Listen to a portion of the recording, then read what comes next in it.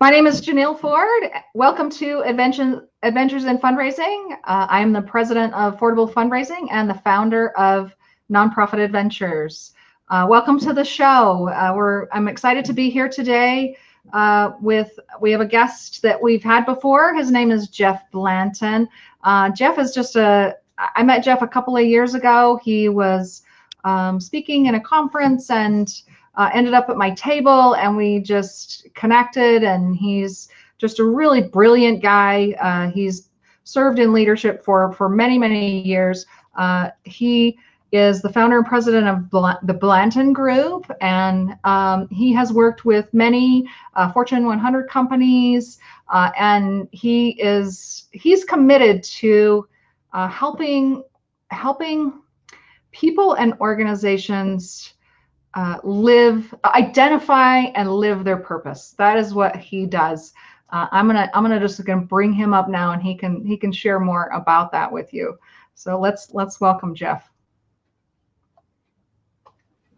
Hi, Jeff. Boom, here I am. Yeah. Hi, Janelle, how are you today? Great. Welcome to the show. Well, thanks for inviting me back. I must have done something right the first time. Yeah. Well, you're just awesome. I enjoy. We just have great conversations. Usually with some wine in my mouth, but yeah, I know, it's totally try it straight away this time. I've got there you go. Gatorade. You're hydrating. So yeah.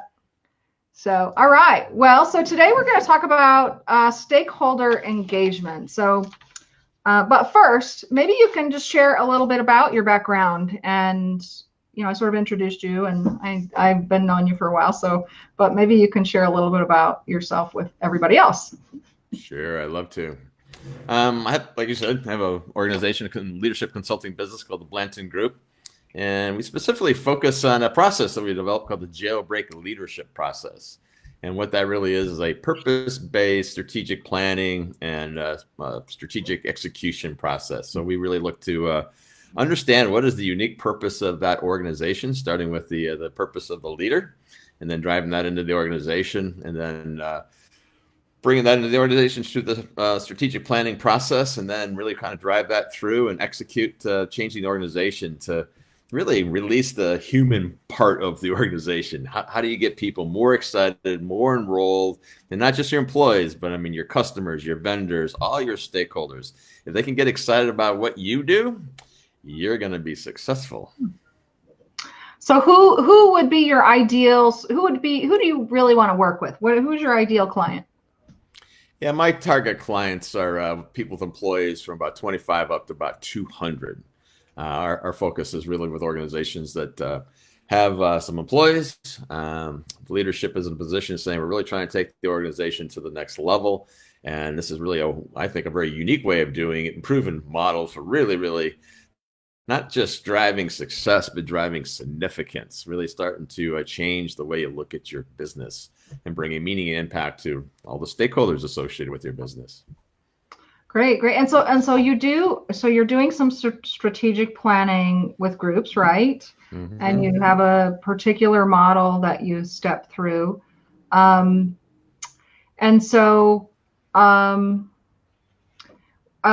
lost my train of thought. Stakeholder engagement, Janelle. Yeah. No, I mean, I guess when you think subject of the day, when you think about strategic planning, a lot of nonprofits out there, they don't even have a strategic plan. And that's really a challenge. And so let's just say, why should an organization have a strategic plan? I mean, we're talking about stakeholder engagement, and we'll get there, but I think, so if I came to you, Janelle, and said, hey, you want to go somewhere? And that's all I asked you, what would you say? Yeah? Yes! Or would you say, where are you going? Right? I mean, wouldn't that be the logical question? Where are we going? Mm-hmm. So, I mean, that's what a strategic plan is. It's really stopping and saying, where are we going with this organization? Where are we going, and how are we going to get there? What's our plan for making that happen? As well as behind that is, how did you decide that that's where you want to go? And that's where the purpose and vision and values and all those things are so critical in helping develop that strategic plan, because that's the basis of deciding where we want to take the organization. So it's your roadmap to the future. And Yeah. I'm going to say it's something that for-profit, nonprofit people, it's not a process that works that well generally. The classic strategic planning process is that annual, let's go somewhere for a day or two, kumbaya, get all excited about that potential future.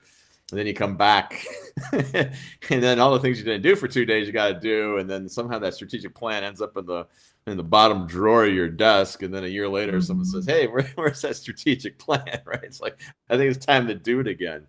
So you really need a process that is simple, that you can get to the core of who you are and where you're trying to get to, that everyone can understand and create the alignment and focus you're looking for, but also a strategic plan that's, I would say, it's got to be alive. It's got to be a tool that we're looking at. And so in our case, we have an online tool. We have what we call a one-page strategic plan. It's called Lead with Purpose. And so really it's alive every week. I mean, or once a week, we're looking at and updating it and saying, how are we doing on these things that are going to change our future?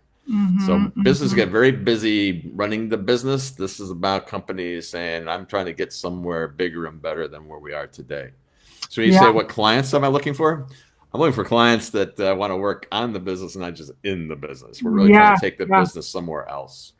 Yeah, for sure. It's just the nature of nonprofit. For whatever reason, maybe on the business side, they don't have strategic plans either. But in the fundraising space, you might be able to get your friends to give you a few bucks here and there if you're doing something cool and they like you. But if you want to get to the real money, if you want to bring in bigger dollars, you have got to strike that vision. You've got to share where you're going. They gotta be able to see it, and you gotta believe it. It has to be thought through. Yeah, you have to think it through and articulate it. Here today we're addressing this need and we're serving this many people, but the need is this big, and this is how we're going to inch towards addressing more of it. And it's going to cost X. And if you have that, you're much more likely to get a much bigger investment from the community. And so by not stopping the train and really thinking through these things holds nonprofits and missions back every single day. So it's just a real challenge. And I also can recognize that it's tough to stop the train. Sometimes that's, and so I guess as we move into the topic of stakeholder engagement, yes, I remember. When you think about stakeholder engagement, it's kind of similar in that it takes intention. It takes intention to identify and develop those stakeholders. It's relationship building. And so I guess you're kind of an expert in this area. What do you think keeps people from engaging well, first of all, let's just define what is a stakeholder and what gets in the way of people engaging and playing with them. Well, I want to give the one big thought here. If people don't remember anything else, this is what they should remember. A friend of mine, Paul Radoff, who's the founder of Foundation for Purposeful Leadership up in Orange County, wrote a book about stakeholders, and he makes a comment which I 1,000% agree with, and it makes complete sense when you think about it. Your business, your nonprofit, will be as successful as your stakeholders make it. Your business will be as successful as your stakeholders make it. So you go, well, that's the key to success here, right? I mean, how do I engage these stakeholders in a way that I'm positive and they want to support me in my adventure. So when you think about that being kind of a center point, you would start to say, well, wow, okay, I guess I need to start to think about this. And I think the problem is that I think until more recently, people haven't really thought about stakeholders as really kind of a community. So if you think about your business, stakeholders are really everybody and anybody that you're really kind of in contact with that has some connection to your business. So some people or some stakeholders are going to be highly important to you. Employees would be obviously very high. Customers would be really high. Key vendors could be high. Your investors. But you have other stakeholders that may be come and go in regards to how important they are. So understanding who all's in your community is like step one. And traditionally, I don't think that's what people have been looking at. We've really focused on, we're in a certain market space, and here's what my customers want. And so everything is oriented towards trying to deliver for the customer. And so for a nonprofit, it might be the customer is helping homeless people get off the street. The only difference between profit and nonprofit, someone should pay you to do that, right?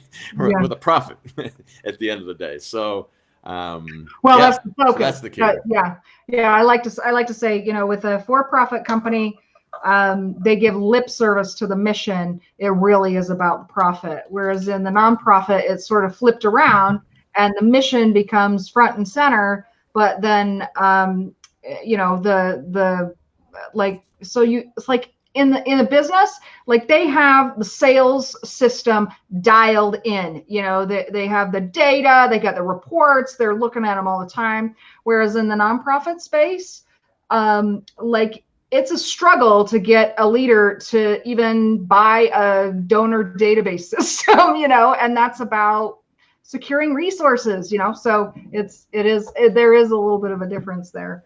But I think I just want to share what you just said. That's the shift that I look to make with the leadership and the companies I go into, is that it's not all about the dollars and cents. It truly is about the mission, and taking the mission really all the way back to like, what is the unique purpose of this organization? So you sell a product or a service that might have a story in itself or might not have a story, right? If you sell trash cans, maybe the story's not that great, but there's always a second story to be told in a business that really can be the unique purpose. It's kind of your unique branded purpose of, well, we sell trash cans, but here's why we sell trash cans, and we sell them differently, or we manage the organization differently.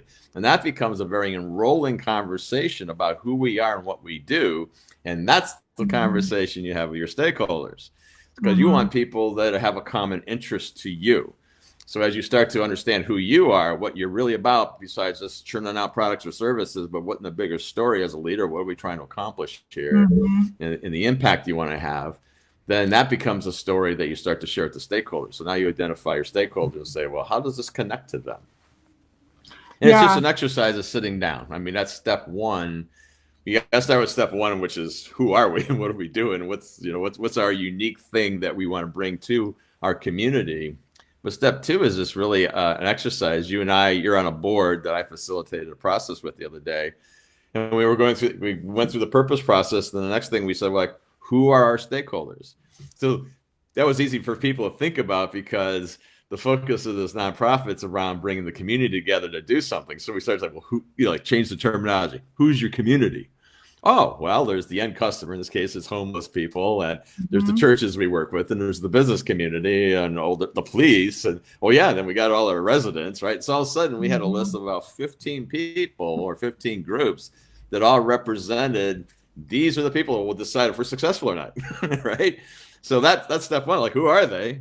And figure that out. And sometimes there's a subgroup of that. So you say, take the police department. Okay, well, the police department's a big operation. But within the police department, there's like homeless organizations, things that they do within the police department that might be a bigger stakeholder to that organization than just saying police, right? So understanding those folks and breaking it down and who they are, and then you connect the dots. Then you start to say, okay, well, given who we are, how does that interface with that particular stakeholder? So from an employee perspective, you certainly want to invite people in that are excited about what you do and why you do it, right? And then connect their day-to-day job to, like, how does that fit into the outcome of what we're trying to achieve? Same thing with the customers. Customers always have choices, right? So what makes us different? What makes us unique? So it's really about how you're showing up and delivering services. And a lot of people get confused that it has to be some sort of giveaway or something. That makes us like a conscious company or something, but it's beyond that. It's really way beyond that. For sure. So, so in the, in the nonprofit space, collaboration and this whole idea of identifying your stakeholders and loving on them, engaging them, it should happen. I mean, it's really supposed to be baked into the sector to do that. But whereas on the for-profit side, I mean, it really is about profit, and they're not thinking about that. Whereas the nonprofit side, they are, but they still struggle with stakeholder engagement. That's a very common question. Like, how do I find donors? How do I identify who's going to give? And who's going to give? It's your stakeholders, the people who care about make you successful. And so, yeah, and I love your point. It's like, don't focus on the profit, focus on the why, the purpose, and love on the people who are aligned with that. It's and the money will come. I mean, at least that's how, that as a fundraiser, that's how I've seen it happen. Let's just talk about this event that you and I went through here recently, right? With this nonprofit that we're talking about. So the focus of that nonprofit today is 100% on homeless, right? Trying to make sure they're fed, and they're starting to move in the direction of what other services can we bring to them. And so I don't know, it's probably 1,000 nonprofits in San Diego all serving the homeless, right? So what distinguishes your nonprofit from the other nonprofit that's serving the homeless, when there's one investor standing there who's got, let's say, I got $500,000 I want to give away, right, to some sort of nonprofit in the homeless space? So what distinguishes you from that person, when at the end of the day, if all you're going to look at is, well, what's happening with the homeless person? Well, back to what you're saying, they're going to look at you and say, who are you? What are you doing? What's unique about you? What else do I have to buy into besides just the bottom line outcome that these two nonprofits are providing? Because they both can say, well, we're both providing meals, right? Black and white. So in the particular organization that we were, working with here, their whole concept isn't, that's the outcome. That's the ultimate thing, is how do we serve people in need in our community? But the overriding idea had to do was, how do we actually bring our community together to make that service? Right. So that becomes a different story. So now you look completely, now if you have a game plan and a process and a way that you're going to bring a community together that's going to change the community, that's going to look entirely different than that person down the street that says, well, just give me the money and I'll pass it through to the homeless person. Meanwhile, where you're sitting here going, no, I'm going to help the homeless person, but at the same time, I'm doing all these things in my community and I'm enrolling the community. In fact, I don't even need that as much as your money, because my community's donating as well, right? So that's a different way of looking at it. So that kind of goes back to what was the core purpose of the organization. The core purpose wasn't really about homelessness. It was really about how do we bring the community together in a unique way to solve that problem or whatever social problem may be. And so that just becomes a different story. Right. Well, especially when you think about the issues that nonprofits are trying to address, they're extremely, extremely complex problems. And so when you think about somebody who's experiencing homelessness, it's not just that they lack suitable housing. Oftentimes there's persistent poverty, there's untreated mental health challenges, there's substance use disorder, or they're victims of trauma,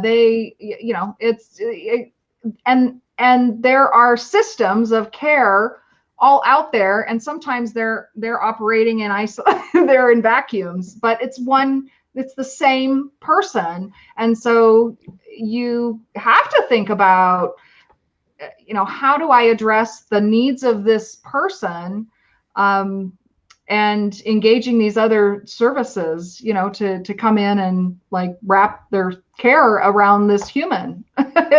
It's interesting to see. But think about it even from the perspective of, we're in a residential area, right? This nonprofit's operating in one of our communities. And so one of the major stakeholders are the residents, the house people, right? Yeah. So how do you engage them in the solution versus them just going, geez, someone just got to make that go away? It's like, no, this is our community. So now you have to get really creative and say, if we're about connecting the community to go solve this problem, and the residents are a big player in this, okay, then what's our strategy for making that happen? I don't know what the exact answer is, but there is an answer, right? What's the advantage? What do residents want to do?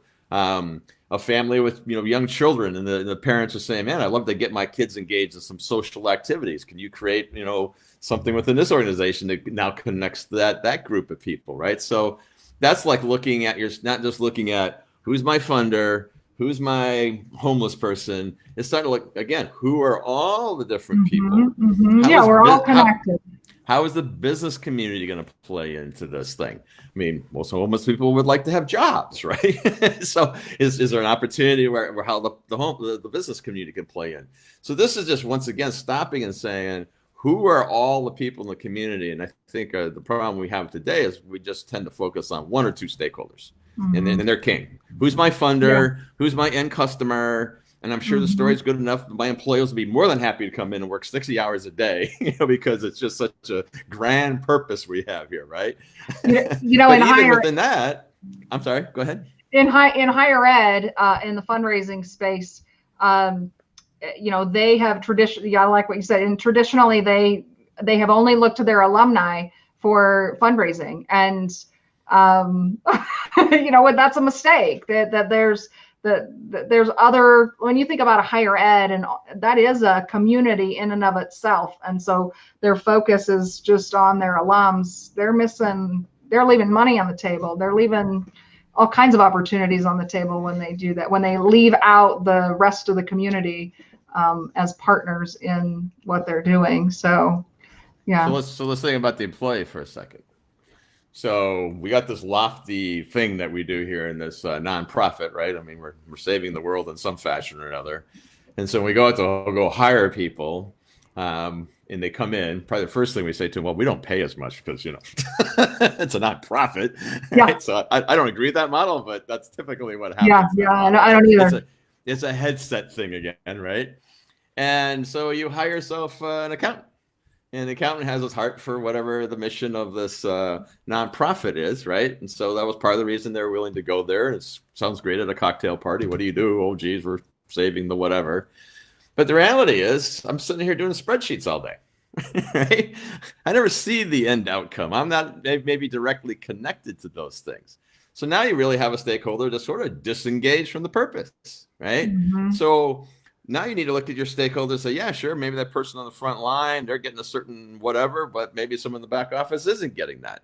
So if you're managing your stakeholders, you need to be looking at all of that. So how do I connect the dots for this person that's the finance person, and that's who they should be, that's what they'd like to do, but how do I enroll them in a way that they truly are connecting their work to that bigger mission? And those people do that, and I do spreadsheets.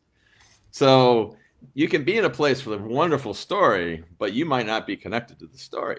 So managing the stakeholders is really getting right down into the nitty gritty of like every employee. You want to make sure they're connected to what's going on and keep them enrolled and make sure that they see the value of what they're doing.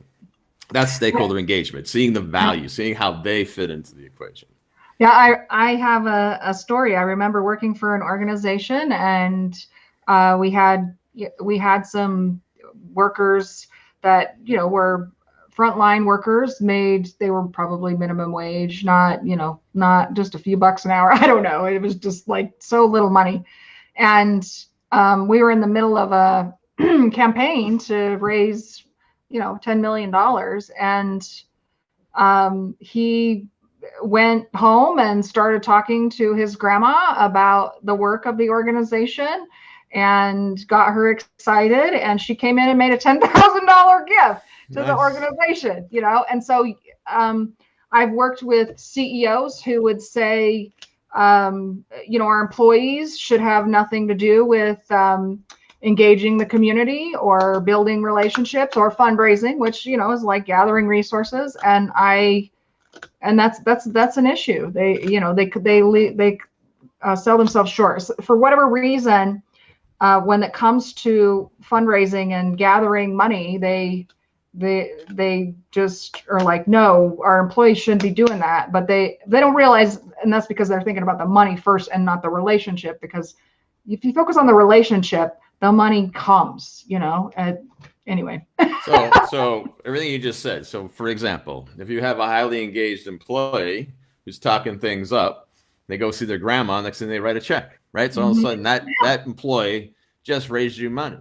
You can Right. have the same thing from the customer side where, man, everybody's a raving fan, right? Because Yeah. it is always just the final person. There's other people sometimes that are your customers. And it's like, how do they become your marketing department for where you're trying to Hmm. go with things? Yes. And Yes. even like the example I gave with like say the finance person, get them out in the field, right? Twice a month, let them go Hmm. do Hmm. something. If that's what brought them to the company, give them an opportunity to get out there and get their hands dirty and doing the work of the Hmm. work, right? Hmm.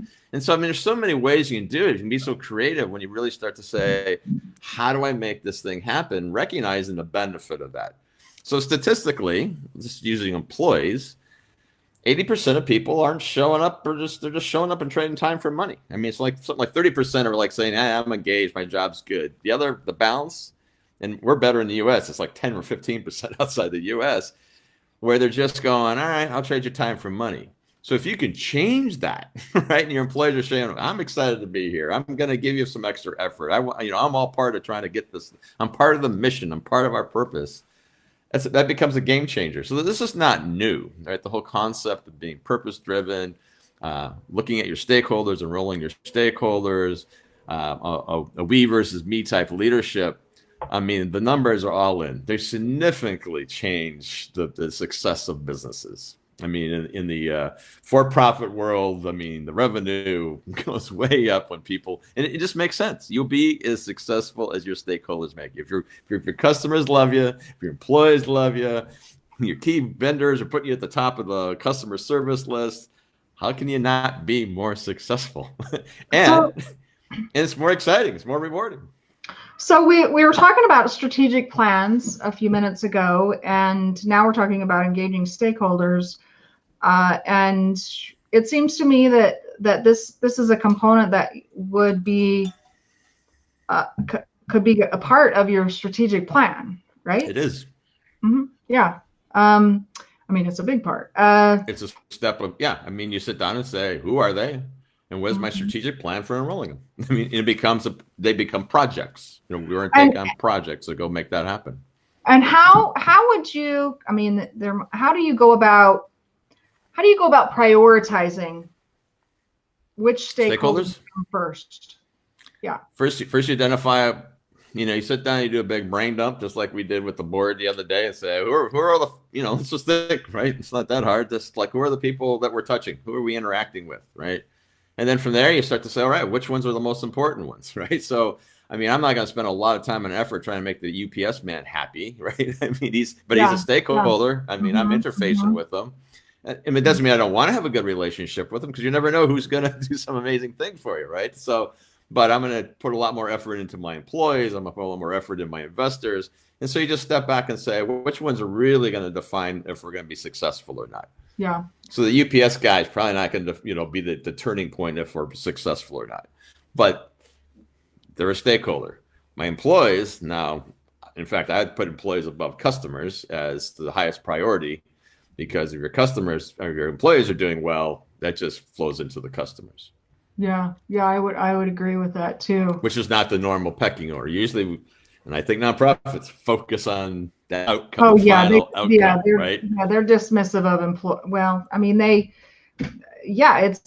I think that the whole nonprofit sector is steeped in lack. I mean, even the word nonprofit is lack.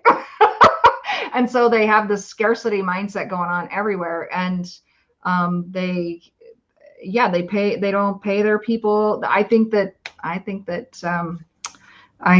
we get what we give. And, I think that nonprofits should be able to pay their people a living wage and a market rate wage. And that's okay. And that's good. That's really good. See right there, right? See right there. There's a great example of thinking about stakeholders. So you say, I got this business. Here's what I do. I'm a nonprofit. And oh, by the way, there's 15 other groups that do the same thing we do, right? We're in this space.